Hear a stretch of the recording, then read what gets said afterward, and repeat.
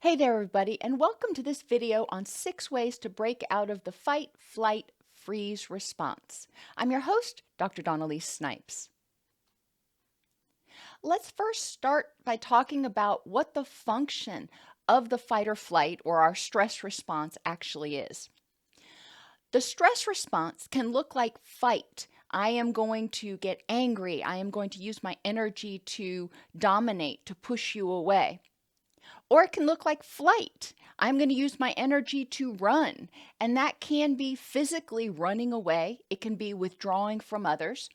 Or it can be mentally dissociating. Sometimes people can't actually physically leave a situation, so they flee cognitively. They kind of check out, if you will.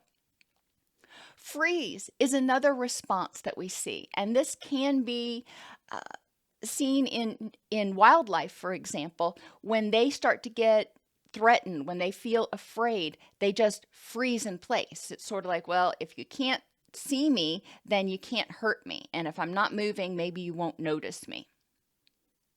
Fawn is the fourth F, and fawn represents doing whatever you think is going to make the pain stop. Whatever I need to do, I will do it.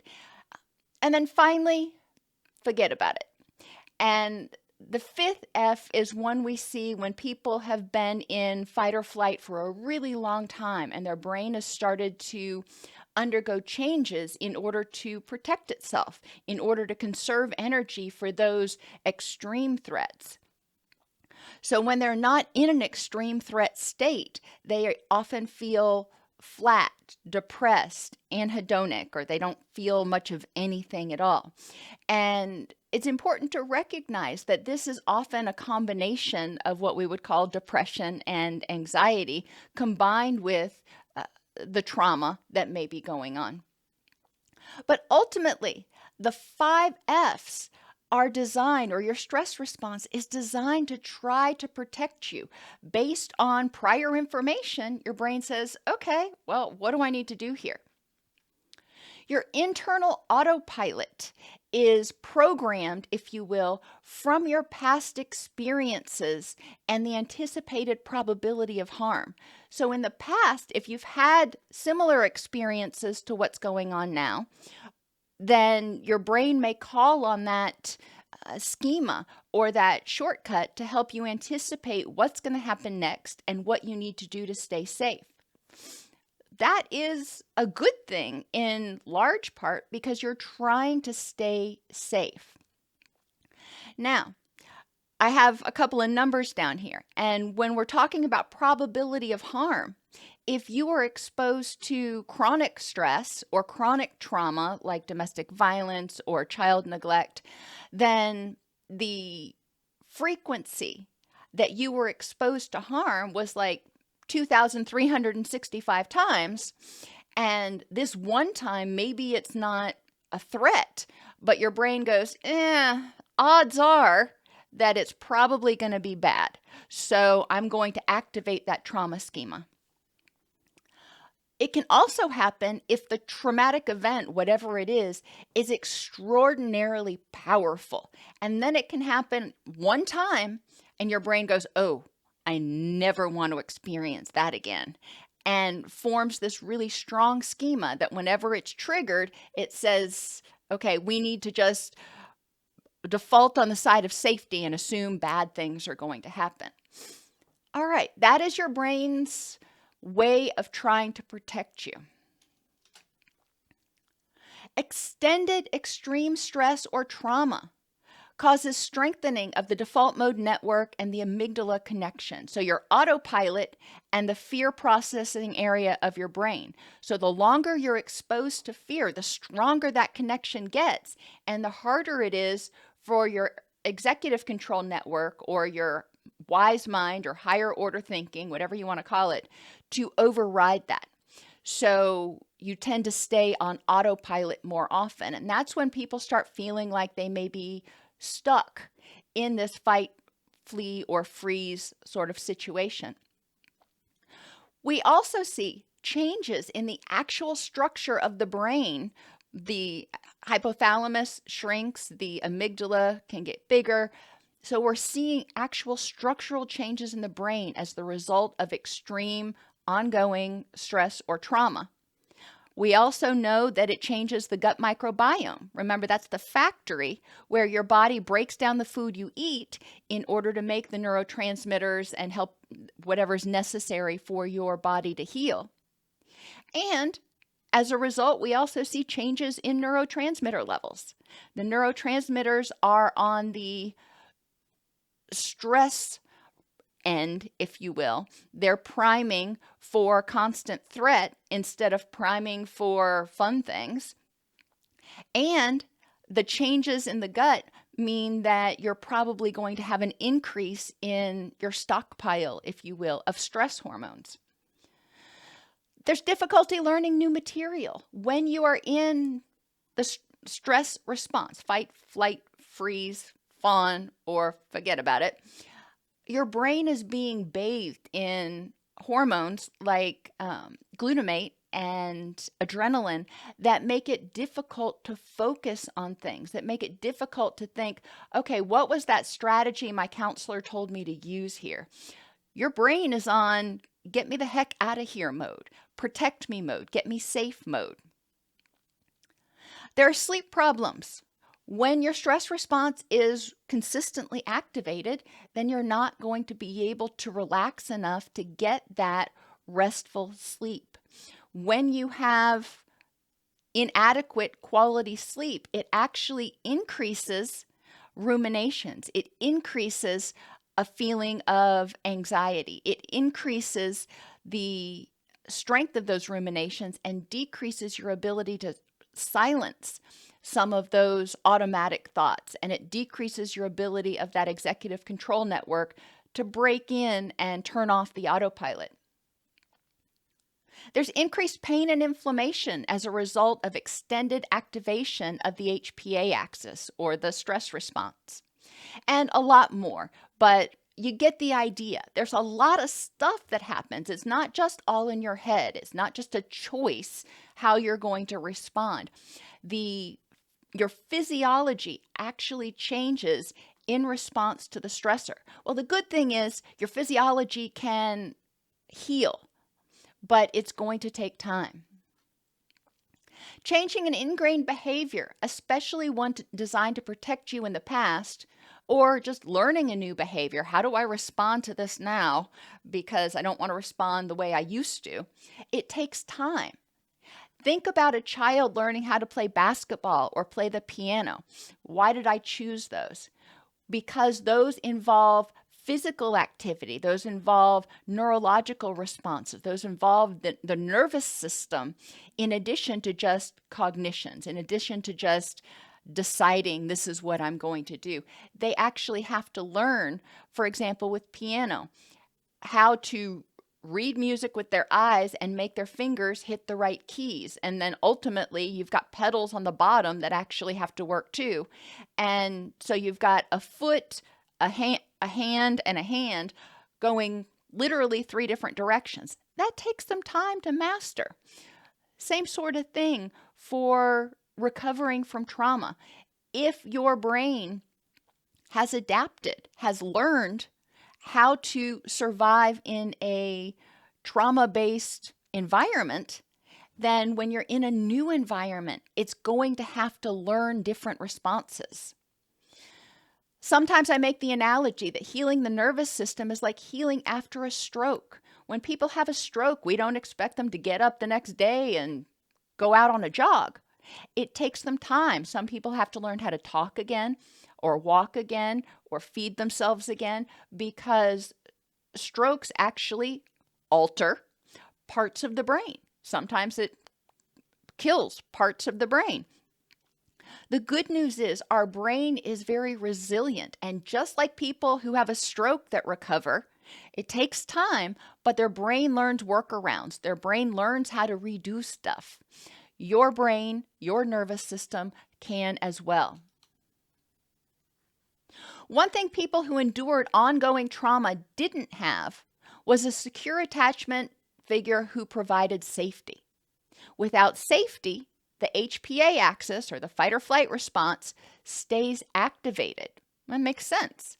If you don't feel safe, then you're going to be on guard.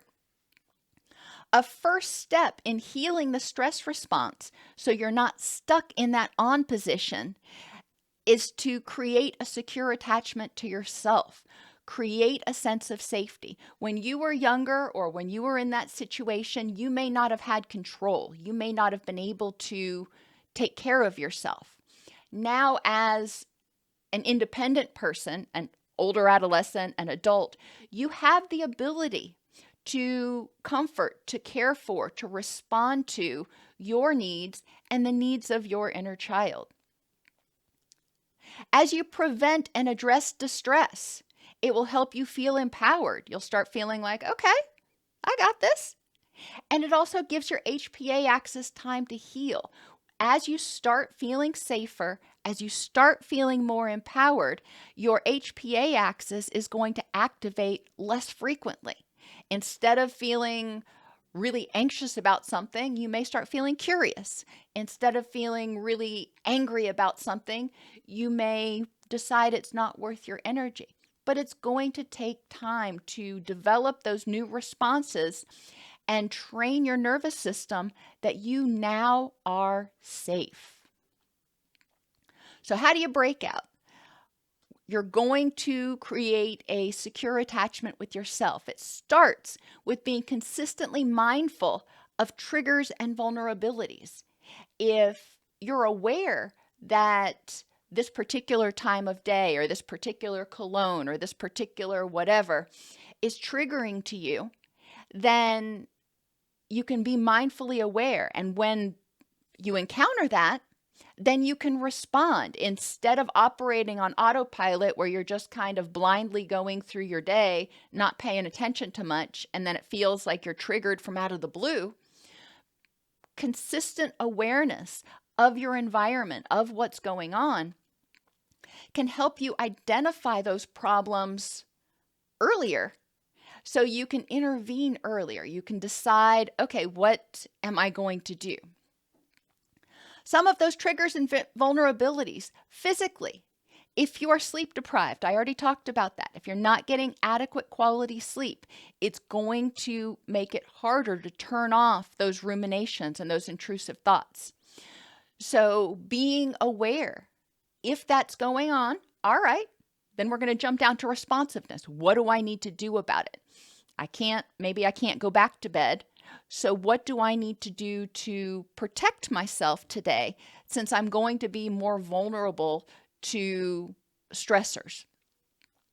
Pain is another one that can make us more vulnerable, whether pain is keeping you from getting good quality sleep or pain itself triggers the HPA axis. We do know that.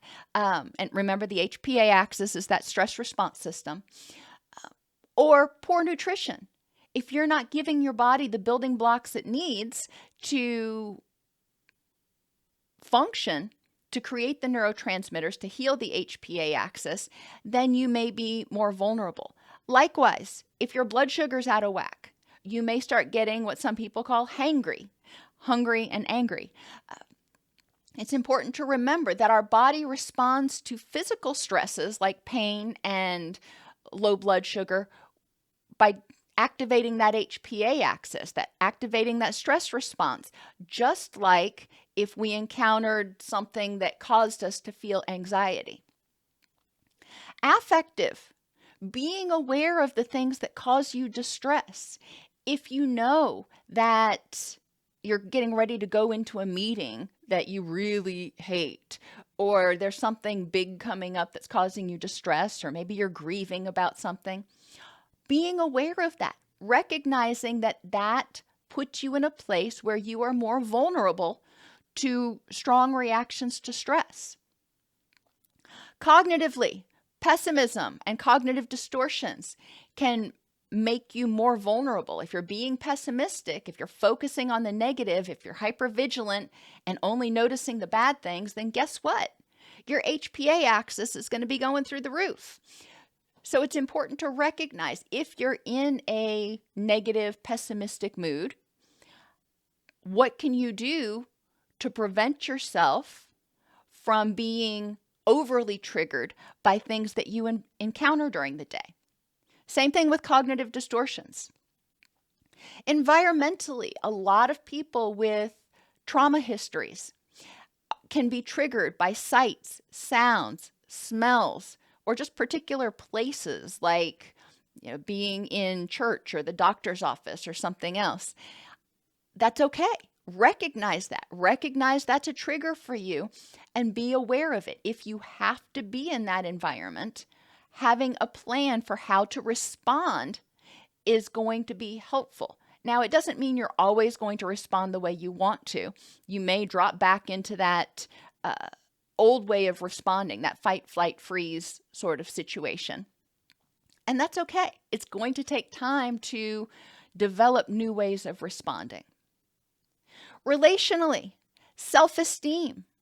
It's important to recognize if you're not feeling good about yourself, if you're not feeling safe and empowered, then you're going to likely be more vulnerable to threats in the environment, threats of abandonment, threats of rejection, threats of harm, because you may feel more isolated like you felt back then. And a lack of support of others.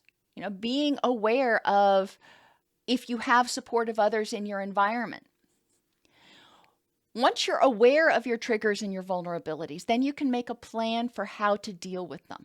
Sometimes, like I said, you can't undo them. I can't undo the fact that I didn't sleep well last night. Okay, well, what do I need to do to be compassionate with myself, to help myself continue to feel safe, because I know that I'm more likely to be irritable today, be edgy today. Attention. This means purposefully and proactively engaging in positive behaviors and thoughts to reduce HPA axis activation and allow for healing. For some people, that is doing vagus nerve work in order to strengthen the rest and digest, to strengthen the relaxation response so it's better able to turn off the stress response, turn off autopilot.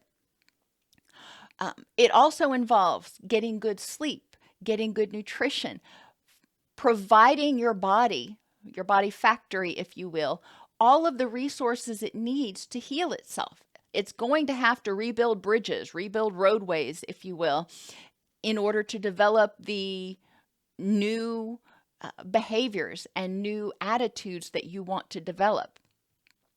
That takes time, but it also takes resources. You've got to give it the resources. Validation and radical acceptance is also important. A lot of people, when they feel like they're stuck in the fight, flight, freeze response, get so angry and so frustrated, and they start telling themselves they shouldn't feel this way. Well, you do. And struggling with it, arguing with yourself, condemning yourself for feeling this way is activating that stress response. It's actually doing the exact opposite of what you want it to do. Instead, consider radically accepting it and saying, okay, I'm being triggered right now. I recognize where this is coming from. It's not how I wanted to respond, but it's how I'm responding. And then getting curious. What is it that's going on right now that led me to respond in this old way, that led me to trigger that fight or flight response? Getting curious, validating for yourself. Okay, this is how I feel. Now let me understand a little bit more about that, because once I understand it, then I can start addressing it. Encouragement. And this is a big one. Focus on progress, not perfection. Just like the person recovering from a stroke, they're not going to jump out of bed and go run a marathon. It's going to take time. And some days are going to be better than others. And a lot of times recovery is not a straightforward path. It's more like a cha-cha. 2 steps forward, 1 step back. 2 steps forward, 1 step back. That's okay. Recognizing and being compassionate with yourself recognizing those small steps you've taken forward and keeping a log. That can be super helpful. Keeping a log of the frequency and intensity of your fight, flight, freeze responses can also be extremely helpful. And finally, safety. This is what you desperately need, you desperately want. Developing a sense of self-compassion. So when you have those relapses, if you will, into the stress response, into being stuck in fight, flight, or freeze, you can be compassionate with yourself and say, all right, things aren't going perfect, but I'm lovable. I deserve better than this. I deserve to feel happy. And recognizing what you do have control over, recognizing your personal power in the situation. So it is a process and it takes some time, a lot of time, but it's important to recognize that you can do this. However, envision, if you will, your body rebuilding after a tornado or a hurricane or something, and the factory has to be completely rebuilt. So it takes time for all of those systems to get back online, to get reprogrammed, retrained, but you can do it.